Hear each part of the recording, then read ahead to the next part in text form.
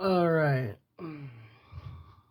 Welcome back, misfits, underdogs, and little lunatics. This video I'm making specifically for Justin Wallace. And the reason why I have absolutely no makeup on is because there's no masks. This is the most raw you're gonna get me. I'm making this video right now because Jake is not here. Jake does not watch my videos. So I'm by myself. And I can say everything I need to say without him hearing it. Because even though you've never been here for him, there's always that side of him that will always love you. And he's 22 years old, so that's between you and him. But I need you to know that this is the very last time I'll ever acknowledge you, speak to you. I want absolutely nothing to do with you. Nothing. And this video is going to hurt. It's going to hurt because it's the raw truth. Justin, I've been investigating you since I was pregnant. Deep investigation. All the red flags that you put out were insane. And you baby trapped me. Like a guy baby trapped me. Because you and I both know that you were way too insecure for me. I'm not here. I don't like to waste my energy on trying to build somebody up, just so they can sit there and energy harness off me. You have used me as a battery since I was 21 years old. Now, you've done so many drugs and drank so much, and you are a compulsive liar, that you actually believe your lies. That's scary.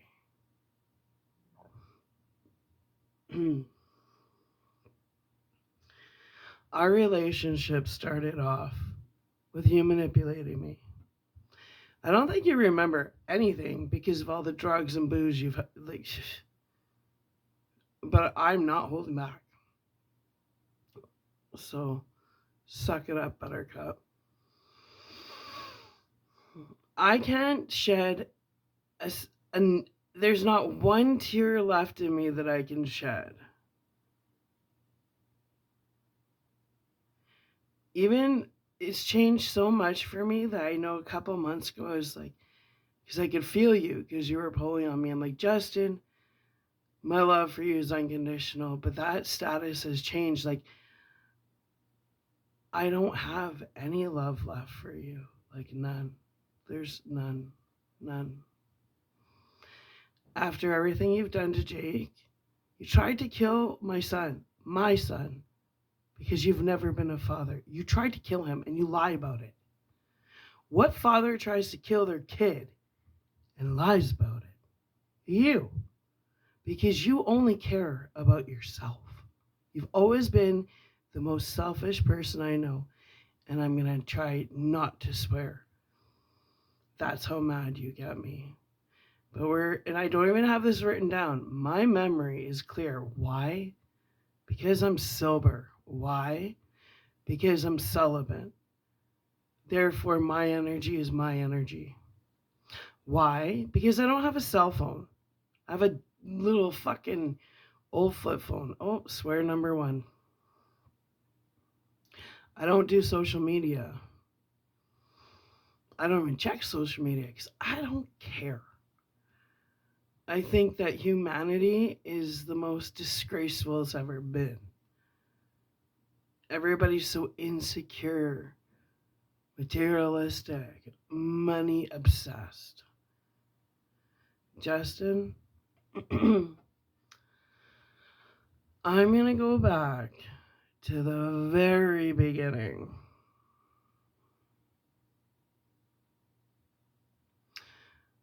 The very beginning. How did I meet you? When I met you, I was heartbroken. Absolutely heartbroken. I was in love with a man named Jean-Yves Gagnon, and you knew that. And he ended up going down a shitty road. But then the last I heard, he's doing really well. But I was in love with him. And we worked together in Ventronics, and we had something special. So special that I still think about him. I think about how timing sucks. I think about how I felt when I was around him. I think about how natural it was, how he had the most beautiful smile I'd ever seen. And I love the fact he was Métis. He was so connected with nature. And, you know, I remember because him and I worked, it was like, it was 3 in the afternoon till 2 in the morning or something like that. And again, Chelsea. So it was Chelsea. Me and Jean-Yves clicked the minute we met. And Chelsea started trying to chase him, but he had zero interest in her, unlike you. And she couldn't sway him. He did not look at her like that. He was like kind of annoyed with her because him and I would find reasons to be alone at work. Like not in like a creepy makeout way, but we like to spend time together. So when I first worked at Inventronics, it was a sheet metal shop. And I started off as block loader. That's what it was called. We were doing cable boxes for the United States. And we were drilling all these little blocks into cabinets. And it was on one side of the warehouse. And Jean-Yves was a powder coater, an electrostatic spray applicator. And the minute I saw him, I was like, there was just a connection. And then, so he would always find a little, like when they needed help prepping parts or, you know, like we burnt all the hooks that we would hang parts on. They would get burnt off in like chemical, and then they'd be burnt, like they would in a chemical dip to get the paint off, and then they would go through the oven, and all that crap would get burnt off, and then there would be these huge piles of hooks, and it would take hours to sort, and I can still see him. Like I was in love with him. And it was natural. There was no games. He wasn't a player. He wasn't sketchy. I mean, he was good. To me, he was beautiful. I mean, beautiful. Like native beautiful. I was mesmerized by Jean-Yves. And that tattoo of the butterfly on my back that I got that because I was so heartbroken. I got it because I was like, I need to transform because I didn't know how to get over him. Like it was that strong of a spiritual connection. We didn't party together. We were so spiritually connected. And you and I never had that connection because you were all games. All you wanted to do was go to the bar, get loaded. You were all games, sex and booze and drugs. I never once went to the bar with Jean-Yves. We never got loaded together. Like, we weren't like that. Well, him and I were so natural. And I remember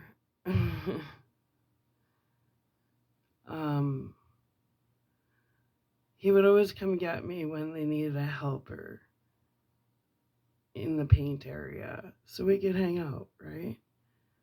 Basically, so we could just smile at each other and flirt. And so, whenever a big batch of hooks would come out, which usually took about 2 hours to sort, sometimes 3, he would come and be like, "Hey, you want to come sort hooks?" I'm like, "Yeah." And then Chelsea would always try and tag along. She'd be like, "Hey guys," and he'd be like, she annoyed the fuck out of him. Oh, I swear it again. Because she was so obviously trying to chase him and trying to get in between him and I, because she saw every time I had a connection with a guy, she was like always trying to get involved. But the guys I had connections with, you were like the only one, Justin. You were the only one that was like, "I want your sister." It was like, you can have her because you're more like her than you belong with Chelsea. You guys are the same breed. You belong with Chelsea. You don't belong with me. You guys are the same cray cray. Well, anyways, that's why I don't talk to either of you guys. But Jean-Yves,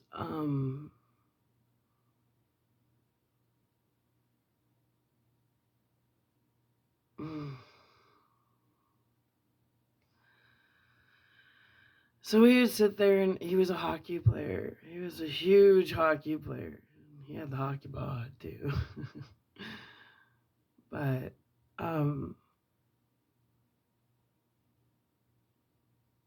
see, I get taken back when I think of him. Boy, do I ever. Well, when I met Jean-Yves, I was with Barry Wazorek, and he was from BC. Barry Wazorek was twice my age. Like, when I met Barry, I was 18 and he was 36. He was twice my age. I met him when I moved to Vancouver because he lived above. I lived in a fourplex.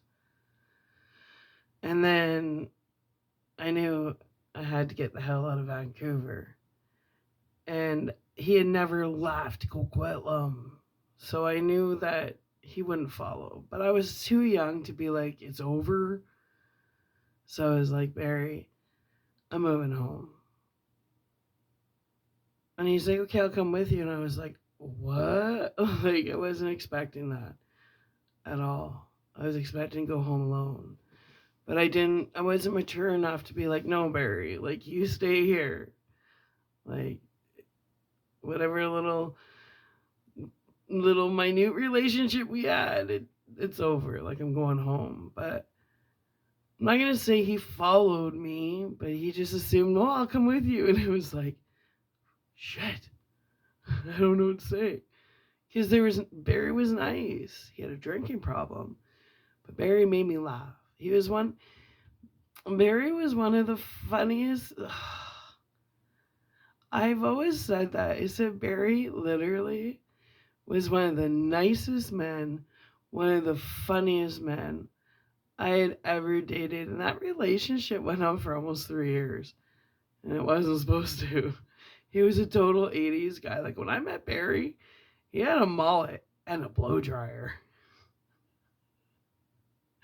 But he was such a heavy metal. God, he got me into heavy metal. Like, he was Barry liked to drink, but he wouldn't hurt the hair on anybody's head. Barry was the softest, sweetest, funniest guy I'd ever met. But he drank way too much. And you know how drinkers turn me off. Somehow they're always in my life. But anyways, Barry would just drink beer and watch. He had all the videos, like Ozzy and Skinny Puppy and Poison, Iron Maiden, Motley Crue. He loved Motley Crue. I remember Chelsea and I, because we both worked at Inventronics, and I'd catch a ride with her to and from. She dropped me off. She picked me up and dropped me off. And one night, Barry, we came in the house, and Barry had a few beers in him. And he was dancing to, like, I think it was Motley Crue, and like, we're talking thrust in the air. Like, the only thing he was missing was like the leopard spandex. So, like, when Barry was drunk, I would just laugh because he was so funny. But you're not. You're mean drunk. Like, you're mean and rude and insecure. Barry wasn't insecure. Barry was like, Barry's World, party time, excellent. Like, I don't think Barry and I didn't have one fight in 3 years. Well, anyways,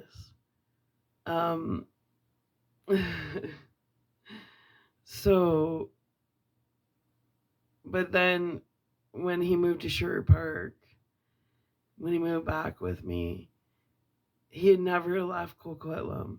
And he got really depressed and really homesick. And he would he was a tow truck driver. And he had a hard time getting work out here. So he started drinking. And then I was on $18 an hour supporting both of us. And I was 18. I was like, I think 19 years old at this time, almost 20. It was, no, 19. That's right. Okay. My timeline here. And then his drinking got he went from fun Barry to super depressed, homesick Barry. And that was really sad to see someone just lose themselves. He had no friends. He had a hard time getting work. And he ended up maxing out my visa on booze. So, I ended up basically being the main supporter of a 38-year-old when I was 19, And I had enough. I was working 12-hour shifts, 10-hour shifts, 11-hour shifts. And I'm like, God, how did this happen? So then,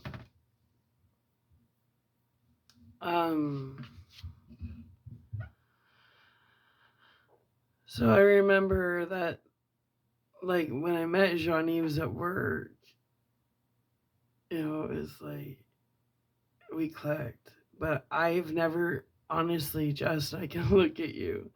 I'm 45, and I have never in my life cheated on anybody because I think that's the most disrespectful thing you can do to anybody. I don't believe in cheating. That's why I would never be with you again. Your whole life is just cheating on women. Or you're probably in poly shit by this point. I don't know. I'm not going to judge you. Nor do I really care, to be honest with you. Like, your life is your life, man. I don't agree with it, but it's not my problem.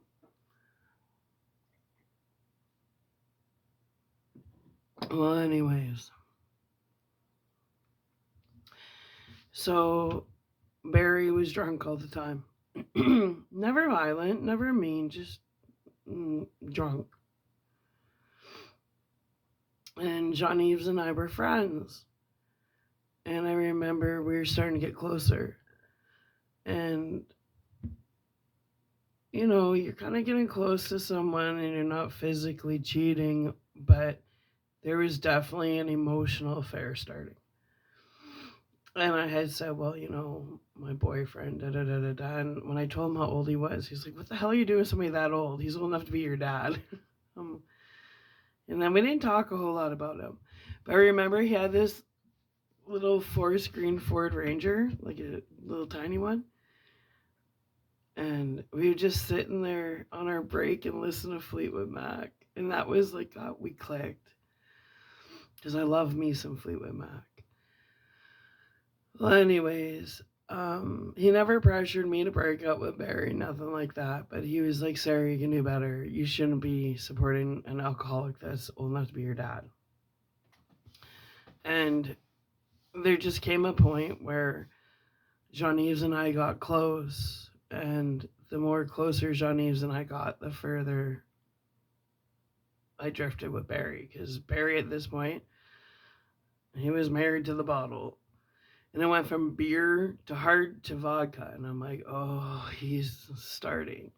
Like, why should me at 19 be having to worry about that shit? I've been having to take care of men all my life. I'm done. Even Chris Kowalczyk, I was 14 when I met him, my first love. And this isn't his fault. He was a type 1 diabetic. And at 14, Lydia had told me what to do if he goes into a diabetic coma. And it was like, whoa, like I had to. So, and Chris was 2 years older than me. So then when he hit 18, I was 16.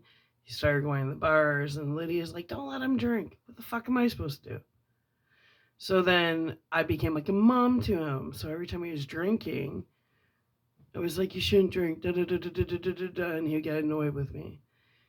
And I still remember the first time they got anger at me, where we went from this really pure relationship to the shift. Because I called him, and I just assumed we were hanging out, and he had his guys over, and this is when he shifted. He went from sweet to trying to impress the guys. And I said, well, aren't we hanging out? He goes, no, I'm having an R&R night. And I'm like, what's that? He goes, a rest and relax night, and that doesn't involve you. I was like, whoa. And that was the beginning of the end for him and I, because I'd always respected him and would never talk to someone I loved that way. And when he said that, I was like, it's over. You know, it lasted long, like a couple more years, but he broke my heart. And now at 45, when somebody breaks my heart, it's over. I don't sit there and give it months and years. I'm like, I'm done. I'm out. Because you crossed the line. And why am I going to stick around for the line to keep getting crossed and the goalposts keep getting moved further back? I'm not stupid, Justin. I'm not jelly spine anymore, Justin. You used to relish in being like, you're such a jelly spine. You taught Jacob at 2 to call me a donkey. Basically, you taught my son to call me a jackass.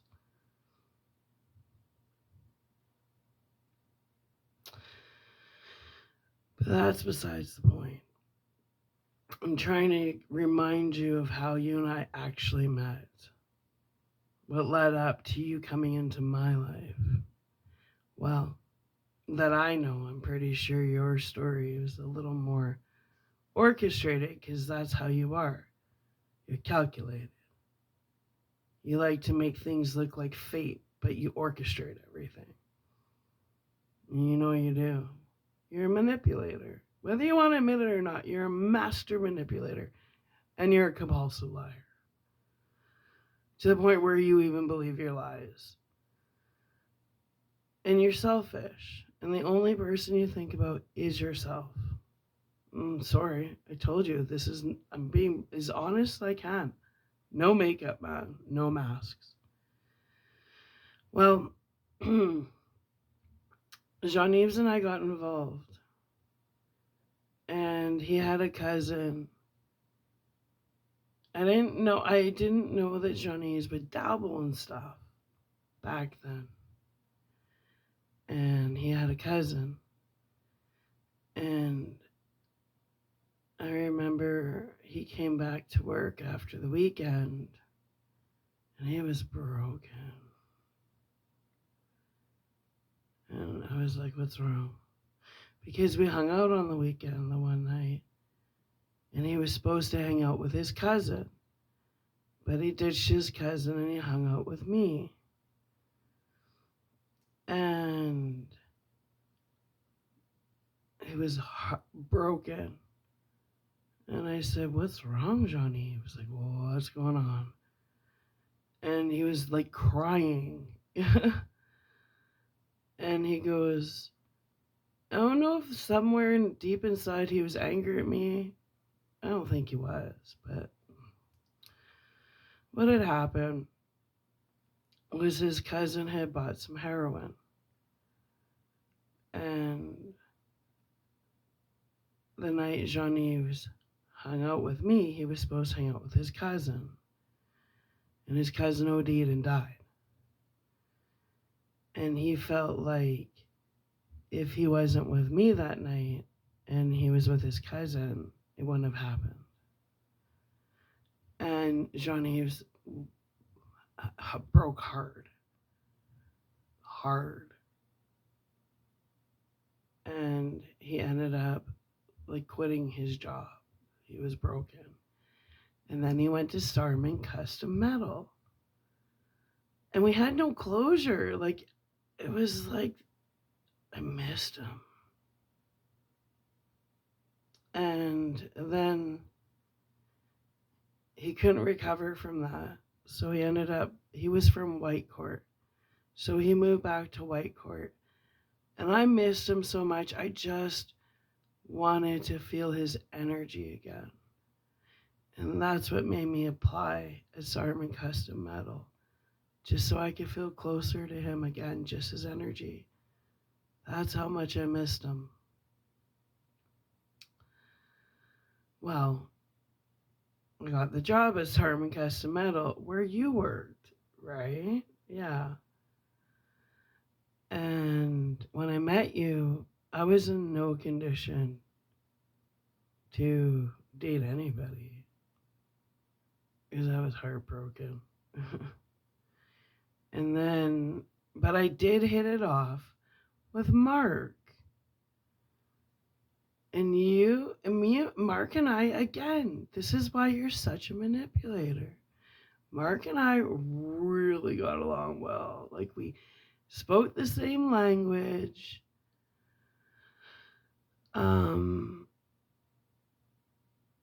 Mark and I, we never crossed lines, man. But he used to like to listen to my poetry, so I bring my poetry over, and he would give me back. We give each other like massages, but lines weren't crossed. I don't think we kissed each other. Like, lines were not crossed. Back massages. It was like body massages. Good massages. And we spent hours talking about my poetry.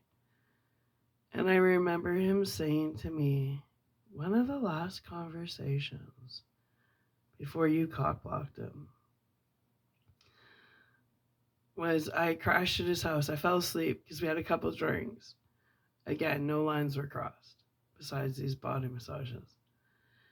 And I recited my poetry to him. I brought my poetry book over and we were reading my poetry.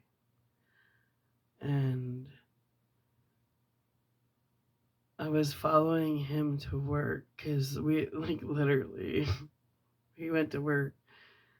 And then all of a sudden he pulled over because he was in Starman Custom Metal truck, one of those white trucks.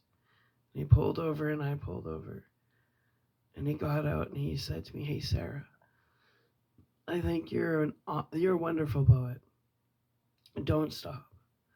He's like, "And you know what? Maybe in our next life we'll come back as cats so we can just cuddle together because I enjoyed cuddling with you last night."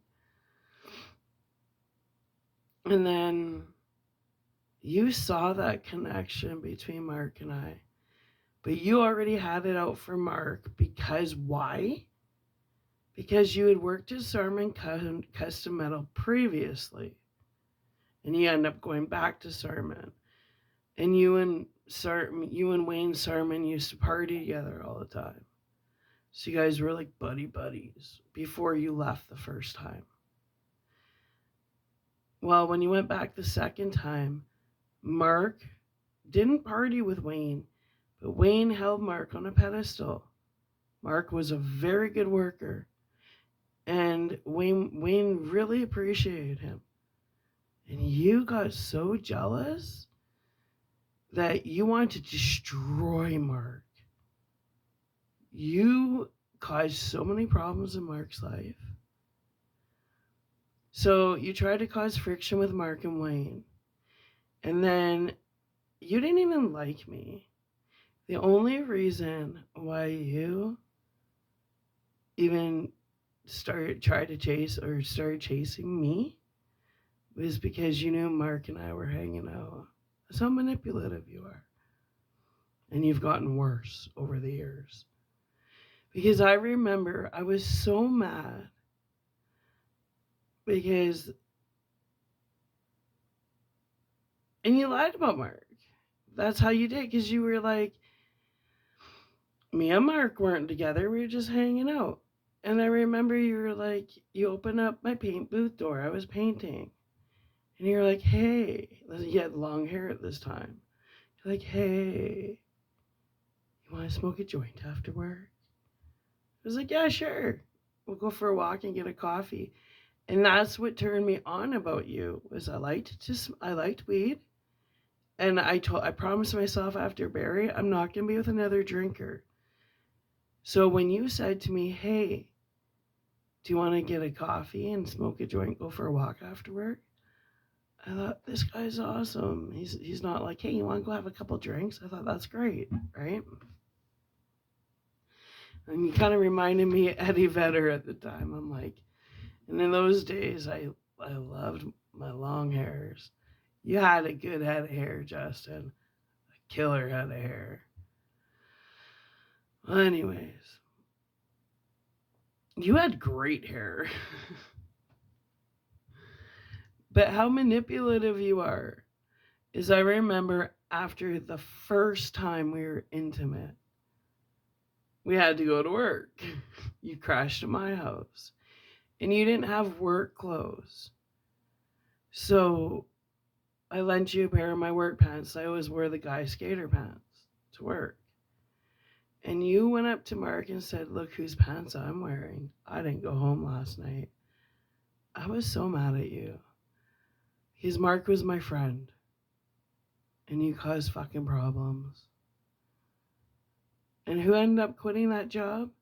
Mark. Like, you're just so manipulative that way. And Mark was my friend. And we weren't friends after that. Because Mark and I were slowly spending time together, and you just jumped in there. And then the second time we slept together, got pregnant with Jake.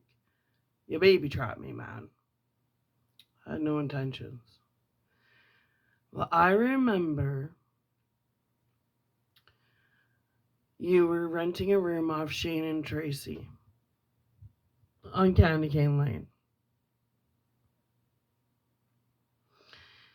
And Tracy had pulled me aside because they gave you shit. They're like, because I was there all the time. Now I'm down on Candy Cane Lane all the time, every night, staying overnight. Where Shane and Tracy got mad, and they're like, if she's going to be here every night, she's going to pay rent. I was already paying rent at my house. I'm not paying rent. And then I remember Tracy pulling me aside separately. And she's like, I'm confused. And I'm like, what? She goes, I thought Justin was gay. Like, I thought he was gay. Like, you're confusing me, Sarah. And I was like, what? And I'm like, what? Like, I don't have gaydar, because there's been like 3 guys throughout my life where I've expressed my feelings to them. They're like, Sarah, I'm totally gay. I'm like, what? Like, I don't have gaydar. Anyway, so, but Tracy was like, Sarah, Justin's gay. I was like, he's not gay. She's like, yeah, he is. That's what I was always told. I'm like, what? So then I thought Tracy was just trying to cause problems being Tracy, because she was kind of a bitch that way. You know Tracy. Come on. Well, anyways. So I didn't think anything of it. And then I'm not going to get into all these details or this video is going to be like forever long. Because there's so many details to you and I. But Justin, the first time you hit me around was on Remembrance Day. And I was pregnant. Yeah, you were all drunk. Your dad had moved in with us. And we went to the Legion because they had free beer. And I got pregnant in June, July, August, September. I was 5 months pregnant and you were hitting me around. And the first time you hit me around, it just became a regular after that. Whether you want to admit it or not, that's the fucking truth. At this point, I'm trapped. I'm fucking trapped. And I'm in trouble because I'm trapped. And the guy that I thought wasn't a drinker is a serious alcoholic because he won't stop drinking. Now he's hitting me around. And then during my pregnancy, Banny moved in. There was more stress there. We lived in a little basement, but you made it a fucking party house, and I'm pregnant. And everybody's drunk around me all the time, and I'm trapped.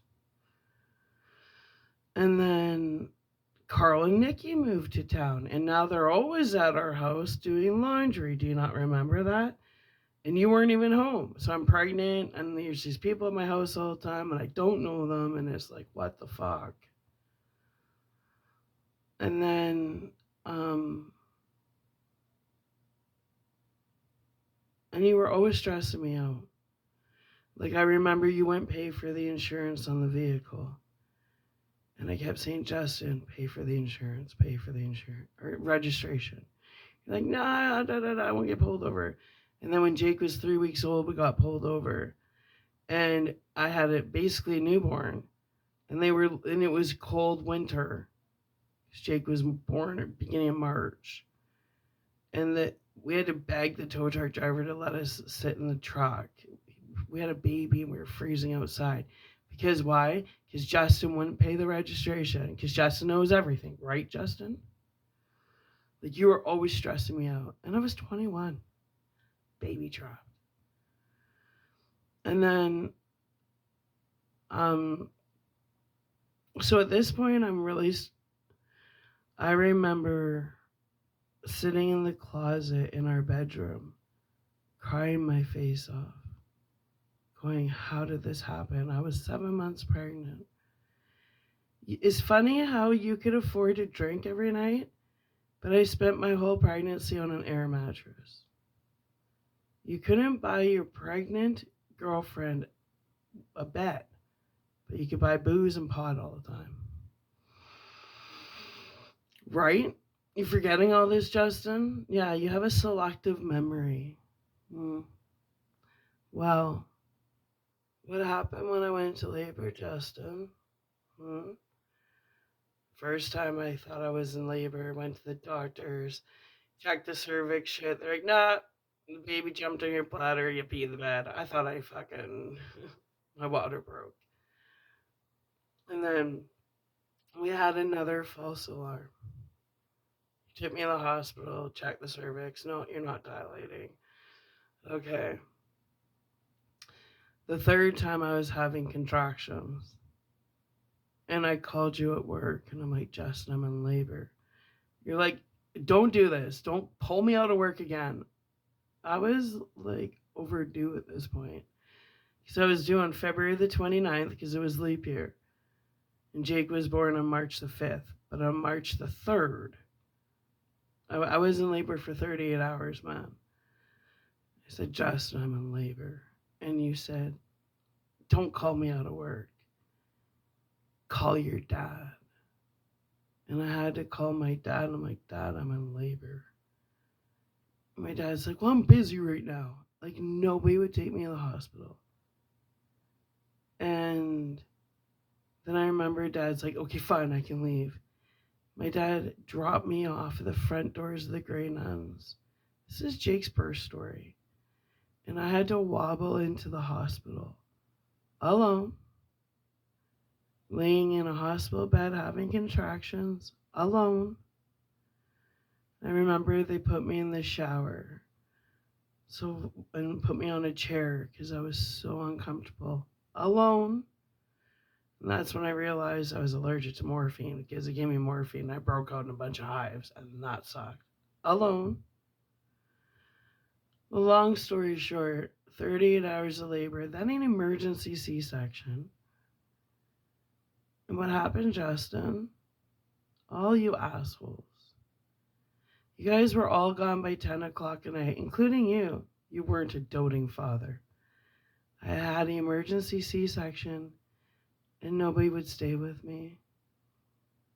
You wouldn't even put your, like, I remember looking at Jake's bassinet, and it said Zago Boy, and it was like, he's a Wallace. And I remember that the first time I realized I'm a mom and I got responsibilities. Like, who has an emergency C-section? Nobody stays to help them. My family, Justin, all these assholes.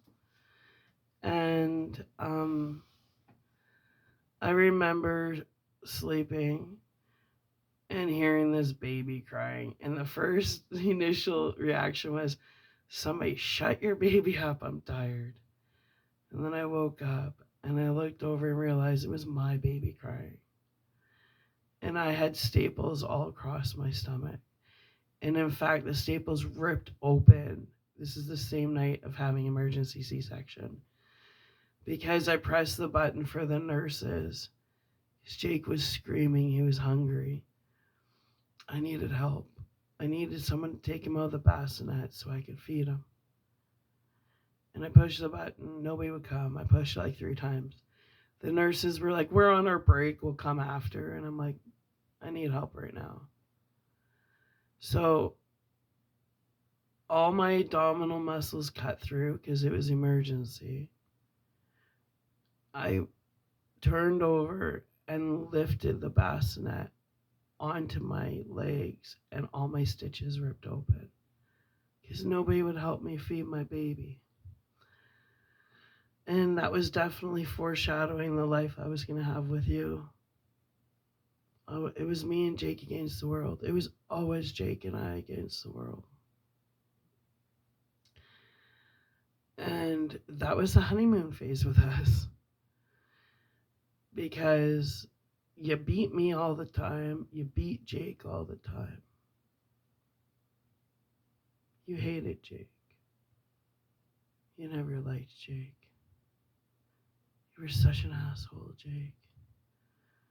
First time he split his lip open, he was in a car seat. He was 2 years old. Why? Because we were in the Princess Auto parking lot, because Justin's World. And Jake was tired, man, and you went to get him out of his car seat, started kicking. He kicked you in the balls. So you flicked his face so hard that his lip split open. He still has a scar on his lip from that. Every scar on his face is from you, Justin.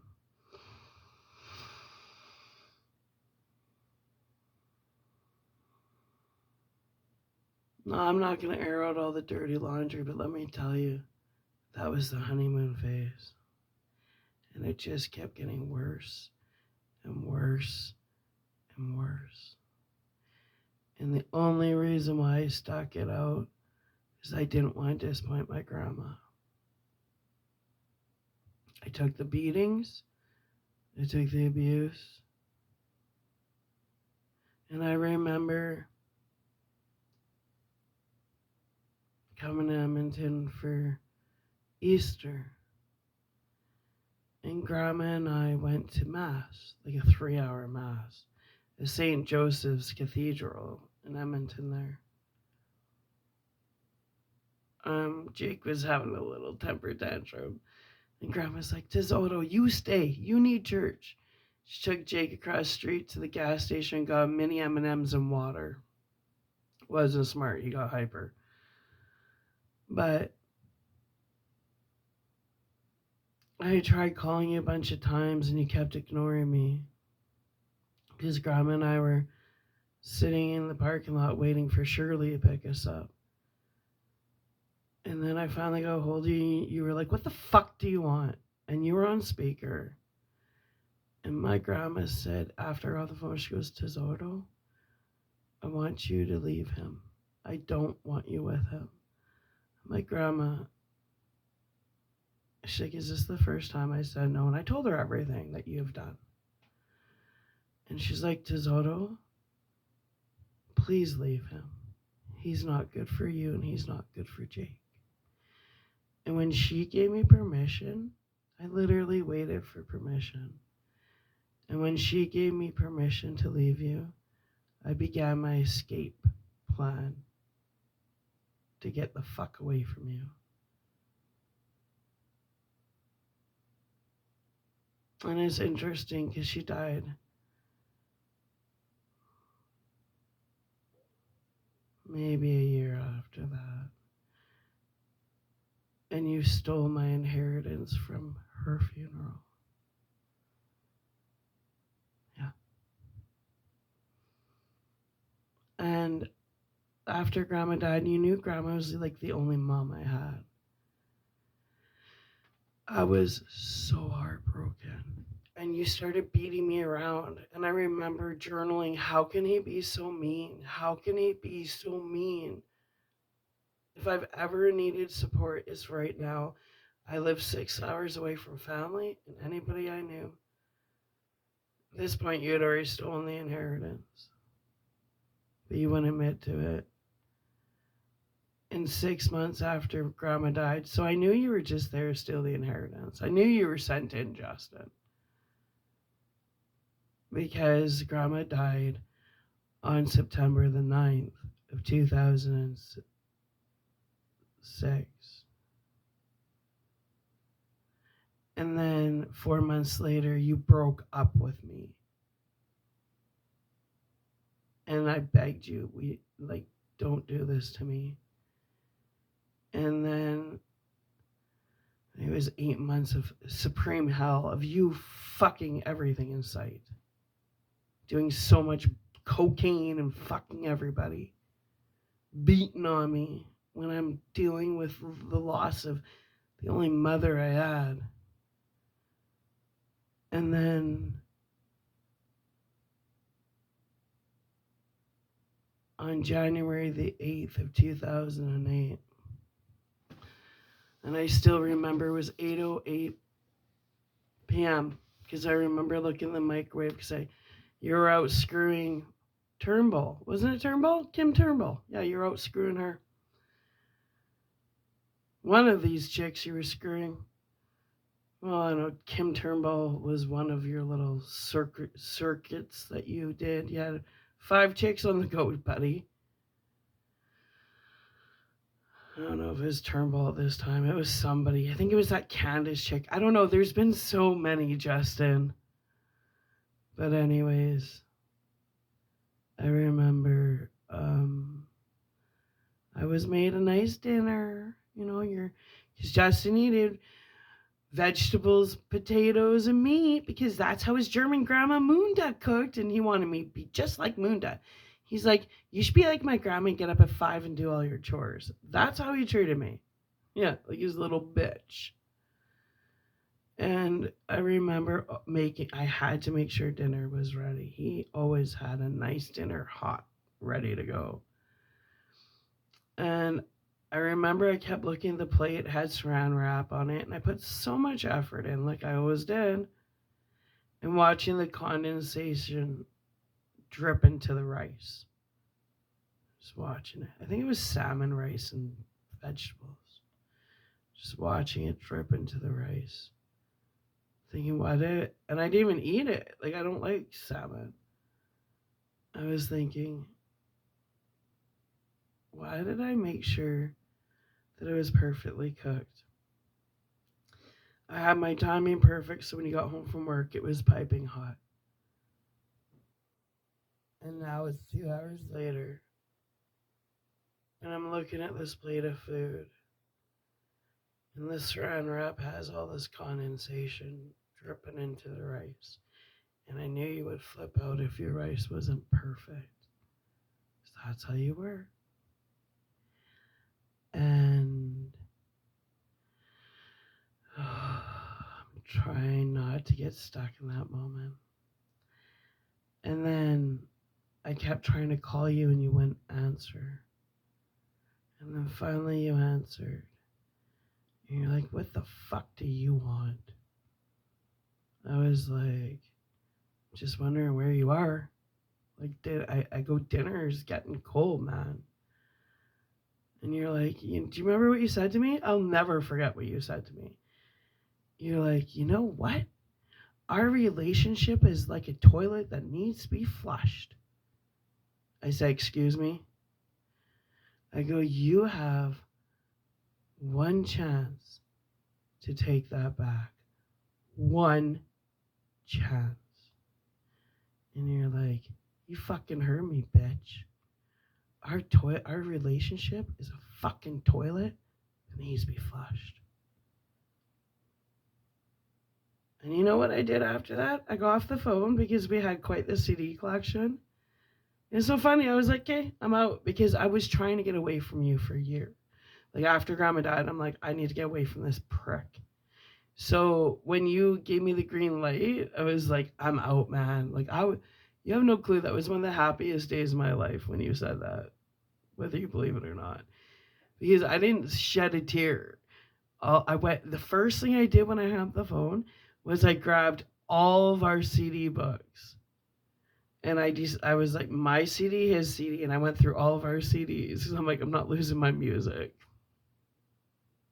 Truth bomb. You came home in the middle of the night, and I couldn't sleep. And you came, and I was on the couch, because I was like, I'm not going to deal with this prick. And you were drunk. You were so drunk you parked on the curb, because you love to drink and drive.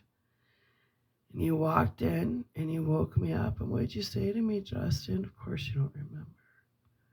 Because the color in your world is like fuchsia. You're like, hey. And I'm like, what? You're like, why don't you suck my dick and see who's been riding me all night? That's what you said to me. But I didn't care, because I'm like, you're out, bitch. So, of course, you were all hungover. I did not sleep next to you. I definitely slept on the couch. And I got up, and we didn't even have a joint account. Like, you wouldn't even give me money. You gave me a toonie when I wanted a coffee. And if I needed gas in the Jimmy, you would go and put gas in it.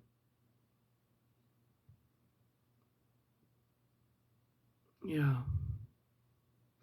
And I used to clean Adam Lane's house, so I would have a little petty cash, because he would pay me $40 to clean his house. So I'd have some money for coffee if I wanted to get it without having to ask you for a toonie. Well, I had money for a coffee, Justin. And because I was out, I went, it was like 8 in the morning, I still remember. I went to Tim Hortons, I got myself my coffee, I stopped by the convenience store, this is before the internet took over everything, and I got a newspaper with the classifieds. And I sat at the dining room table, and I had my coffee, and I was looking at a place to move into. And you were all hungover, and you got up, and you like came in, you're like, hey babe, what are you doing? And I'm like, I'm not your babe. You're like, what the fuck does that mean? I said, I'm pretty sure that our relationship's a toilet that needed to be flushed. Consider it flushed. You're like, what do you mean? I said, what I mean is I'm looking at the fucking classifieds for a place to live. And you're like, oh, okay, well, I'll help you with the damage deposit.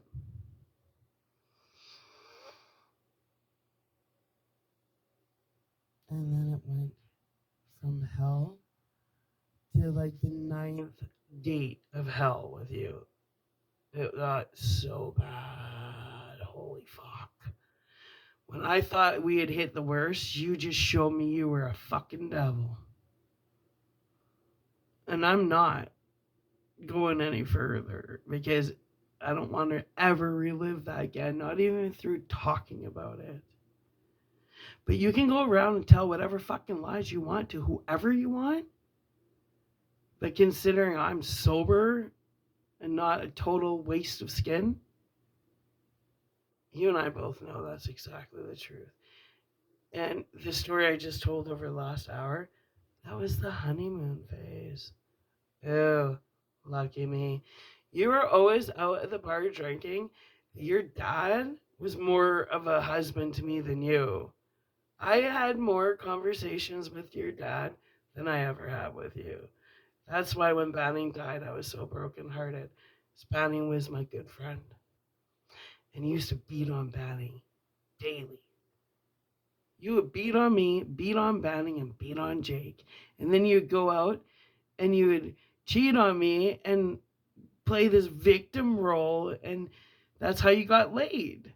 You did the same thing when I met you. What was your claim to fame with me? How Linda Stevens, she fucked you over so bad. And I'm like, and then after we split up, I was like, I don't think Linda Stevens was a problem. Because I started hearing what you were telling people about me, and it was like a copy and paste story. So Justin, pull your head out of your ass. Start telling the truth.